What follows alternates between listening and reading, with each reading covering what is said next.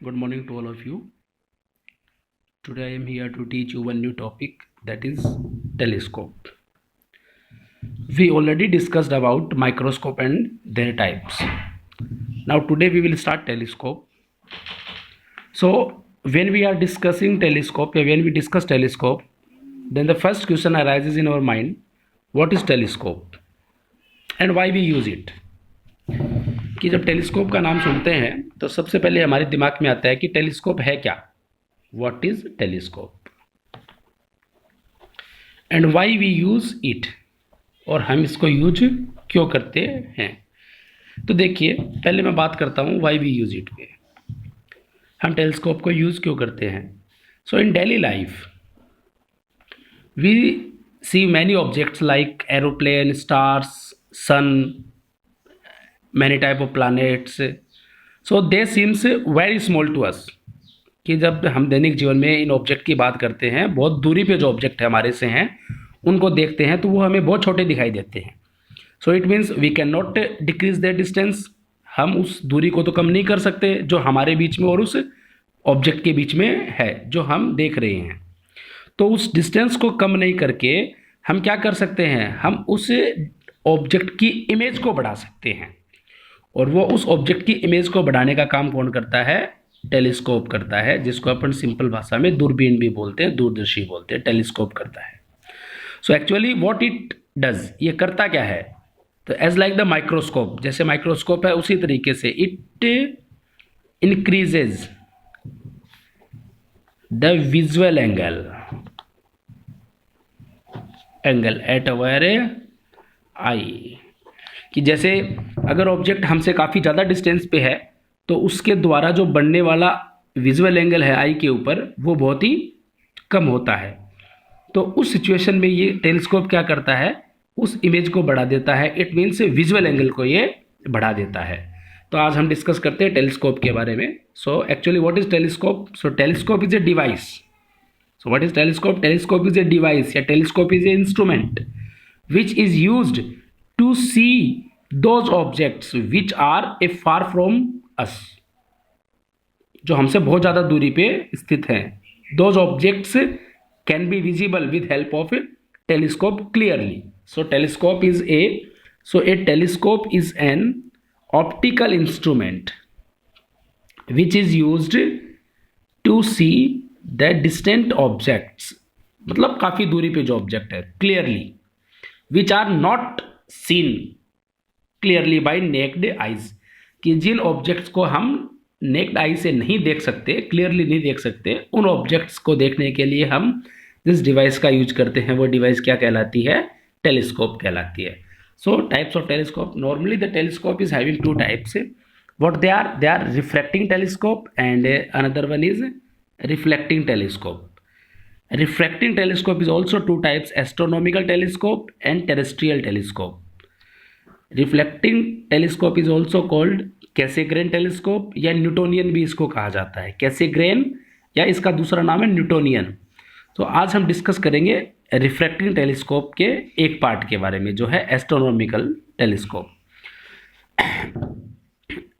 So in the next page I will start, या in the next point I will start astronomical telescope.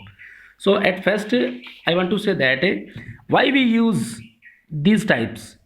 इन अलग अलग types को क्यों use किया जाता है, there are some specification, personal specification, that's why we use astronomical telescope. It is used to see sun, stars, planets, कि जो बहुत ज़्यादा दूरी पे ऑब्जेक्ट हैं, जैसे तारे, सूर्य, प्लैनेट, इन सब को देखने के लिए यूज किया जाता है। Why we use terrestrial telescope, it is normally used those objects which are on the earth surface, कि जो अर्थ सरफेस पे हमसे बहुत ज़्यादा दूरी पे ऑब्जेक्ट होते हैं, उन ऑब्जेक्ट को देखने के लिए हम कौन सा यूज़ करते हैं, टेरेस्ट्रियल टेलीस्कोप को यूज करते हैं। Okay, now we start our main topic, astronomical telescope. So what is astronomical telescope. Normally astronomical telescope is a part of refracting telescope which is used to see the stars, satellites, sun, etc. objects which are very far from us. So it is a refracting type of telescope use to see the distinct objects bodies, एक ही बात है, like star, sun, satellites etcetera. So what is the about construction of astronomical telescope. So in the construction of astronomical telescope you use two lenses. हम दो lens की बात करते हैं, दोनों ही कॉन्वेक्स नेचर के होते हैं. लेकिन यहाँ पे जो डिफरेंस है वो ये है, सेम जैसे आपने माइक्रोस्कोप के अंदर पढ़ा है उसी तरीके से जो फर्स्ट लेंस है, जो ऑब्जेक्ट की साइड होता है वो ऑब्जेक्ट लेंस, और जो आई की साइड होता है वो आई लेंस. तो देखिए, it consist of two convex या two converging lenses mounted coaxially on a tube, यानी एट ए स्लाइडिंग ट्यूब. जैसे माइक्रोस्कोप के अंदर दोनों लेंस, कंपाउंड माइक्रोस्कोप की बात कर रहा हूँ मैं, जैसे कंपाउंड माइक्रोस्कोप के अंदर दोनों लेंस एक ट्यूब पे वाउंड होते थे, कोएक्सियली लगाए जाते थे, फिट किए जाते थे, और उनको स्लाइडिंग रेक पिनियन मेथड से चेंज किया जाता था. इसी तरीके से सेम यहाँ भी दो कन्वर्जिंग लेंस होते हैं जो कोएक्सियली एक एक्सिस के ऊपर स्थित होते हैं, फिटेड होते हैं, और उनको एक स्लाइडिंग ट्यूब के ऊपर आगे पीछे किया जा सकता है, जिसको आप रेक पिनियन मेथड बोलते हो. तो उसमें पहला लेंस ऑब्जेक्ट लेंस, वो सेम कॉन्वेक्स लेंस है जिसकी फोकल लेंथ यहाँ लार्ज होती है. अब ये बात करते हैं, जैसे कि आपने माइक्रोस्कोप में पढ़ा कंपाउंड में, स्टार्टिंग वाले की फोकल लेंथ कम और लास्ट वाले की फोकल लेंथ ज़्यादा थी. क्यों थी? क्योंकि यहाँ जो ये मेन लेंस है ये क्या करता था, बहुत ही स्मॉल ऑब्जेक्ट को कैच करता था.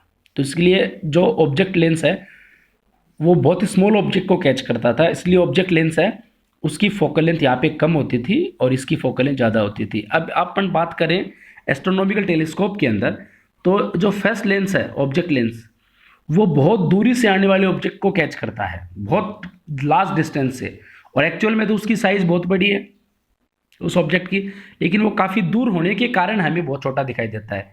तो यहाँ पे काफ़ी दूरी से ऑब्जेक्ट रेज जो है वो आने के कारण हम जो फर्स्ट लेंस काम में लेंगे ऑब्जेक्ट लेंस, उसका अपर्चर और फोकल लेंथ ज़्यादा होगा, और जो आई लेंस काम में लेंगे उसका अपर्चर और फोकल लेंथ ऑब्जेक्ट लेंस की कंपैरिजन में कम होगा. ऑब्जेक्ट लेंस जो है वो ऑब्जेक्ट को फेस करेगा, आई लेंस जो है वो आई को फेस करेगा. और जैसा कि मैंने ऑलरेडी डिस्कस किया है, रेक पिनियन मेथड से आप इसके डिस्टेंस को कम ज़्यादा कर सकते हो. So as same the distance between the lenses can be change by rack pinion method as like the microscope. Microscope की तरह ही ये जो डिस्टेंस है ये चेंज की जा सकती है. अब अपन बात करते हैं कि ये किस तरीके से काम करता है. तो देखिए, मैं आपको यहाँ पे एक डायग्राम जो इसका एस्ट्रोनॉमिकल टेलीस्कोप का है वो यहाँ पे रिप्रेजेंट कर रहा हूँ. ये फर्स्ट लेंस है जो ऑब्जेक्ट लेंस है, ये सेकंड लेंस है जो आई लेंस है. अब हमें क्या करना है वो आप ध्यान से सुनिए थोड़ा सा. हमें क्या करना है, इस जैसे यहाँ पे कोई स्टार है, ए बी ऑब्जेक्ट है, वो स्टार हो सकता है, कोई सन हो सकता है, प्लैनेट हो सकता है, जो कितने डिस्टेंस पे, इन्फिनिटी पे, वहाँ से रेज आ रही है. तो देखिए ऑब्जेक्ट लेंस का अपर्चर और फोकल लेंथ ज़्यादा है और इसका अपर्चर और फोकल लेंथ साइड से आप देख सकते हो कम है. तो ये इन्फिनिटी से जो रेज आ रही है, पैरेलल रेज आ रही है, तो इन्फिनिटी से जो रेज आ रही है तो उसका इमेज कहाँ बनेगा, इसके सेकेंडरी फोकस पे बनेगा. देखिए इन्फिनिटी से ये रेज आ रही है, ऑप्टिकल सेंटर से जो पास हो रही है वो डायरेक्ट पास हो रही है एकदम सीधे, और जो यहाँ पे पास हो रही है रिफ्रैक्शन के कारण थोड़ा सा बैंड हो रखा है. तो जैसे जैसे इमेज यहाँ की गई, यहाँ काट रही है एक दूसरे रेज को, तो यहाँ पे इस ए बी की इमेज बनी है जो इन्फिनिटी पे था. कहाँ बनी है, इसके फोकस पॉइंट पे. ये देखिए A dash B dash, primary side infinity तक है, तो मैंने फोकस पॉइंट को, फोकल लेंथ को रिप्रेजेंट नहीं किया, रिक्वायरमेंट नहीं है उसकी. तो ये देखिए, ये सेकेंडरी साइड मैंने इसकी फोकल लेंथ को एफ नोट से रिप्रेजेंट कर दिया और फोकस पॉइंट को मैंने F note, capital F note से रिप्रेजेंट कर दिया. इस ए बी ऑब्जेक्ट की इमेज इसके फोकस पे बन गई ए डैश बी डैश.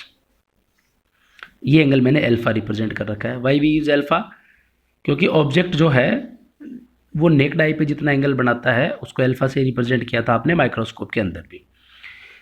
इस ऑब्जेक्ट, इस लेंस के लिए ये इमेज डिस्टेंस हो गई वी नॉट. ठीक है, अब ये इसके फोकस पॉइंट पे इमेज है ए डैश बी डैश. अब आपको क्या करना है, ये जो इमेज है ये इस ऑब्जेक्ट के लिए, इस लेंस के लिए ऑब्जेक्ट का काम करेगी. तो फाइनल इमेज कौन बनाएगा, आई लेंस बनाएगा. तो उस फाइनल इमेज को बनाने के लिए या कहाँ बननी चाहिए, उसके लिए आपको इन दोनों के बीच की जो डिस्टेंस है उसको एडजस्ट करना पड़ेगा रेक पिनियन मेथड से. तो देखिए ए डैश बी डैश यहाँ है. अगर आप इसको कम ज़्यादा इसकी फोकल लेंथ को, सेकंड लेंस आई लेंस, इसकी फोकल लेंथ को कम ज़्यादा करके, देखिए मैंने यहाँ इसकी फोकल लेंथ को ये एफ ई डैश लिखा है, इसका फोकस पॉइंट है एफ ई डैश और ये इसकी फोकल लेंथ है एफ ई डैश, ठीक है।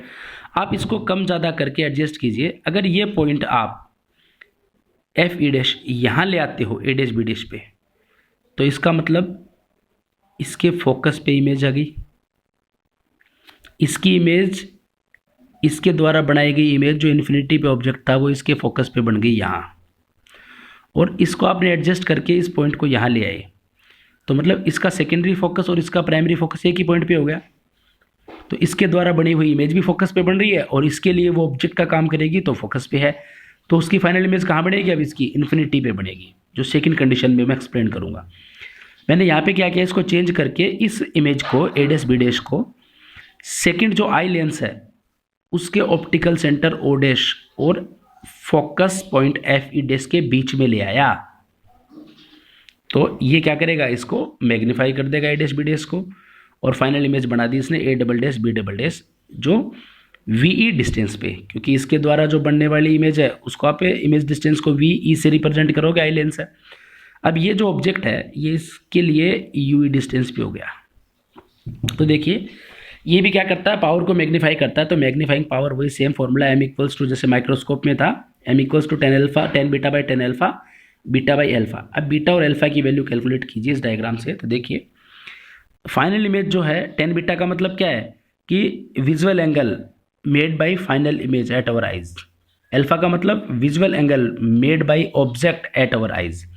तो 10 बीटा देखिए final image A dash B dash है, तो ये आप ये एंगल मैंने बीटा माना है, मैंने आई लेंस पे क्यों माना, क्योंकि आई लेंस और आई एक दूसरे के नज़दीक है, तो इस पे बना हुआ एंगल आप ले सकते हो विजुअल एंगल।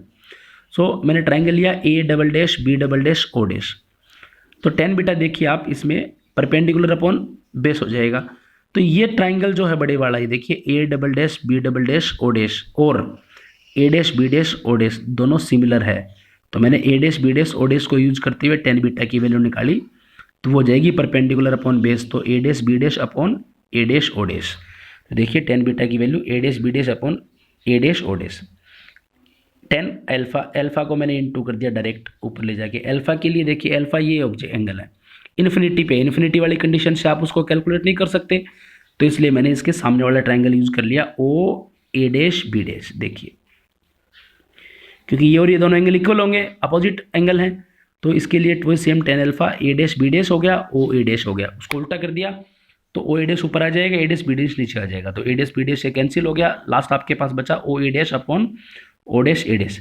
ओ ए डैश की वैल्यू पुट कीजिए, ओ ए डैश देखिए ये रही, आप इसको वी नोट भी लिख सकते हो क्योंकि इसके लिए इमेज डिस्टेंस है और इसके फोकस पॉइंट पे है, तो इसको आप एफ नोट भी लिख सकते हो, मतलब वी नोट और एफ नोट दोनों सेम है, राइट साइड में है इसके लिए तो प्लस में आ गई, सो प्लस का एफ नोट लिख दिया अपॉन ओ डैश ए डैश। देखिए ओ डैश ए डैश देखिए क्या है, इसके लिए यू ई है और इसके लिए ऑब्जेक्ट माइनस में होगा क्योंकि लेफ्ट साइड में रखा है ना इसके लिए ऑब्जेक्ट, ये ऑब्जेक्ट का ही काम कर रही है इस लेंस के लिए, तो ये माइनस यू ई हो गया, ये माइनस यू ई हो गया, तो फाइनली फॉर्मूला बन गया आपके पास M equals to minus F naught upon U E. अब आप उन दोनों कंडीशंस के बारे में बात कीजिए कि कंडीशन फर्स्ट ये है, अगर फाइनल इमेज जो है वो डिस्टिंक्ट डिस्टेंस डी पे बनती है, कि यहाँ देखिए ये जो फाइनल इमेज है वो इन्फिनिटी पे नहीं बन रही, एक निश्चित दूरी पे बन रही है, और वो निश्चित दूरी हम कंडीशन में लेके चल रहे डिस्टिंक्ट डिस्टेंस फाइनल जो डी लेते हैं अपन वी ई को, so V E equals to क्या ले लिया, डी ले लिया, या माइनस डी लेफ्ट साइड में बन रही है तो माइनस डी इमेज देखिए लेफ्ट साइड में बन रही है इस लेंस के लिए, फाइनल इमेज इस लेंस ने बनाई है इसके लेफ्ट साइड में बन रही है, तो V E equals to minus D आप कंसिडर कर सकते हो डिस्टिंक्ट विजन के लिए, so V E equals to minus D, तो आपने लेंस फॉर्मूला लगाया लेंस के लिए, आई लेंस के लिए, तो 1 upon V minus 1 upon U equals to 1 upon F होता है, आई लेंस के लिए इसको ई से रिप्रेजेंट कर दिया, वी ई की जगह माइनस डी, ये देखिए minus D, minus 1 upon D minus 1 upon, अब यू क्या है देखिए माइनस डी पे बनेगा, तो यू की वैल्यू जो है वो माइनस यू ही होगी, यहाँ भी हो सकता है, यहाँ भी हो सकता है, यहाँ भी हो सकता है, लेकिन माइनस यू ही होगी, तो यू की जगह मैंने पुट कर दिया minus U E equal to 1 upon F E. अब यहाँ पे माइनस माइनस प्लस हो गया, 1 अपॉन यू ई इसको आगे भेज दिया तो बेटा प्लस हो गया 1 अपॉन डी, मैंने 1 अपॉन यू ई इन दोनों में F E into D LCM ले लिया, उसका सॉल्यूशन किया तो ये आ गया, अपोजिट किया तो D F E upon F E plus D आ गया। ये यू ई की वैल्यू मैंने प्रीवियस फार्मूला जो है उसमें रख दी, M equals to F not upon U E. तो आपने क्या मिला आपको formula, M equals to minus F naught, और यू ई की वैल्यू मैंने इसमें पुट कर दी, अपोजिट कर दिया। फाइनली आप इसको सॉल्यूशन करोगे तो आपके पास आ जाएगा M equals to F not upon F E bracket में 1 plus F E upon D. Second condition की बात करें कि अगर जो फाइनल इमेज है वो इन्फिनिटी पे बनती है, if image is formed at A infinity, तो जैसा कि मैंने बताया इस डायग्राम में, इन्फिनिटी पे कब पॉसिबल है, जब इसके द्वारा बनने वाली इमेज जो इन्फिनिटी पे ऑब्जेक्ट रखा है यहाँ, इसकी इमेज बनेगी इसके फोकस पॉइंट पे, ये बन गई इसके फोकस पॉइंट पे, और इसका फोकस पॉइंट जो है ये सेकेंडरी जहाँ इमेज बनी है वहाँ इसका प्राइमरी फोकस अगर मैच होता है, आप इसको रैक पिन एंड मेथड से एडजस्ट कर सकते हो। मैंने बताया था एफ ई डैश को आप ए डैश बी डैश पे ले आइए ना, या एफ नोट पे ले आइए, तो इसका सेकेंडरी फोकस और इसका प्राइमरी फोकस एक ही पॉइंट पे हो जाएगा। तो इसके द्वारा बनने वाली इमेज भी फोकस पे बन रही है, वो क्राइटेरिया भी पूरा हो रहा है, और इसके लिए ऑब्जेक्ट कहाँ रखा गया, फोकस पॉइंट पे रखा गया इसके, तो फाइनल इमेज कहाँ बन जाएगी, इन्फिनिटी पे बन जाएगी। तो उस कंडीशन के लिए आप क्या करोगे, वी ई इक्वल्स टू क्या जाएगा, इन्फिनिटी, तो आप वैल्यू पुट कीजिए 1 अपॉन इन्फिनिटी माइनस यू की जगह यू, एक्चुअल में तो क्या है, यू इक्वल्स टू एफ है, यू ई अगर इसके लिए क्या हो जाएगा, यू ई इसके फोकस पे रखा है तो यू इक्वल टू एफ ही हो जाएगा। तो आप चाहो तो डायरेक्ट पुट कर दो इसमें यू इक्वल टू एफ ही, इस फॉर्मूले में direct U equals to F ही पुट कर दो, या इसके सॉल्यूशन से निकाल लो। So -1 upon minus U equal to 1 upon F ही, तो यू इक्वल टू एफ ही आएगा, तो M equals to minus F not upon F ही, आपके पास ये कंडीशन आ जाती है। आप इन्फिनिटी वाली कंडीशन को इस तरीके से भी ऑब्जर्व कर सकते हो, इन्फिनिटी पे जो ऑब्जेक्ट आपके पास बना है उस कंडीशन को आप ऐसे ऑब्जर्व कर सकते हो। मैं आपको एक डायग्राम रिप्रेजेंट कर रहा हूँ, डायग्राम आपको मैं एक दिखा रहा हूँ यहाँ पे, जिसमें जो इमेज है वो फाइनल कहाँ बनती है, उसकी इन्फिनिटी पे बनती है। तो देखिए आप इस डायग्राम के अकॉर्डिंग, ये देखिए इस डायग्राम को, इन्फिनिटी से आ रही है, इसके फोकस पे बन गई। तो ये देखिए एफ नोट और एफ ई दोनों, एफ नोट तो इसका फोकस पॉइंट है और एफ ई इसका फोकस पॉइंट है, दोनों एक ही पॉइंट पे है। तो इसके लिए इन्फिनिटी से ऑब्जेक्ट रखा है और इमेज बन गई फोकस पे, और इसके लिए वो इमेज ऑब्जेक्ट का काम करेगी जो कहाँ रखी है, इसके फोकस पे रखी है। तो फाइनल इमेज देखिए कहाँ बन रही है, इन्फिनिटी पे बन रही है, जो एक कंडीशन लास्ट वाली प्रूफ होती है। Thank you.